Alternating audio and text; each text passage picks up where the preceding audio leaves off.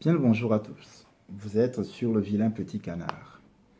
Je m'en vais vous donner quelques considérations qui sont les miennes à la veille même du second tour, au moment où nous nous apprêtons, vous vous apprêtez à choisir celui qui aura les destinées du pays, celui à qui il sera confié de diriger la France pour les 5 prochaines années.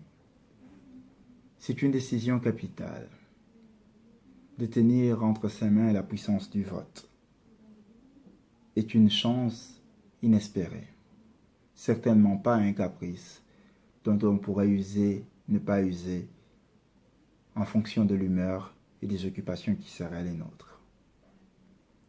Dans la mesure où nous sommes aujourd'hui en face d'un choix entre Emmanuel Macron d'un côté, qui est en quelque sorte le dernier garant de la démocratie pour l'élection actuelle, et de l'autre, Marine Le Pen,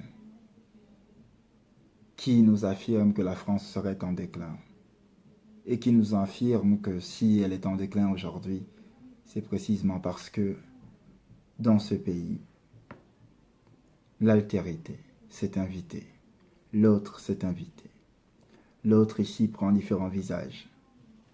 Celui du musulman, celui de l'islamiste, celui de l'immigré, celui du travailleur immigré, celui de l'étranger responsable de l'insécurité. Tout dans ce discours est fait pour diviser.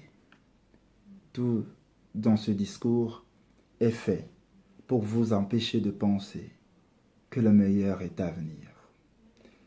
Quand on vit dans un pays comme la France, avec son histoire, avec son héritage, on ne peut pas s'abandonner à l'empire des idées pessimistes qui nous disent que le pays va mal et que pour que tout redevienne bien, il nous faut sacrifier aux idéologies de la haine. Pour que tout aille mieux, il nous faut retrouver la pureté perdue, l'authenticité fantasmée. Il n'y a jamais eu de France pure. C'est-à-dire qu'il n'y a jamais eu de France dans laquelle l'altérité n'a pas eu sa place. Il y a toujours eu en France des communautés différentes. Il y a toujours eu en France des gens de couleurs différentes. Il y a toujours eu en France des gens de religions différentes.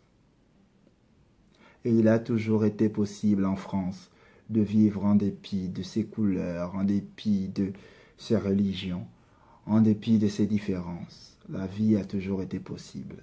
Et quand bien même elle ne l'aurait pas été, quand bien même connaissant l'histoire, il y a eu des errements par le passé, il nous appartient à nous, et surtout à vous qui êtes plus jeunes, d'inventer des possibles à venir.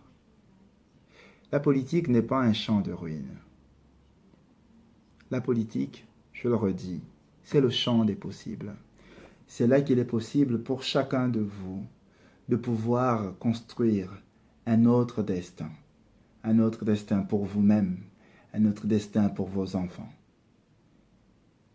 En choisissant Marine Le Pen dans l'élection prochaine de dimanche prochain, on serait manifestement en train de reculer, de sacrifier à des idées d'un autre âge. C'est pourquoi il est de la responsabilité de chacun de mesurer les enjeux qui sont les nôtres. La France est une promesse. Et c'est pour réaliser cette promesse qu'on doit sans cesse reprendre l'héritage qui est le nôtre depuis au moins la Révolution française. Il est vrai que le paysage a changé. Il est vrai qu'il y a des Africains, des Indiens, des Portugais, des musulmans, des catholiques, des protestants, et j'en passe. Il est vrai donc qu'il y a une pluralité différenciée dans le pays.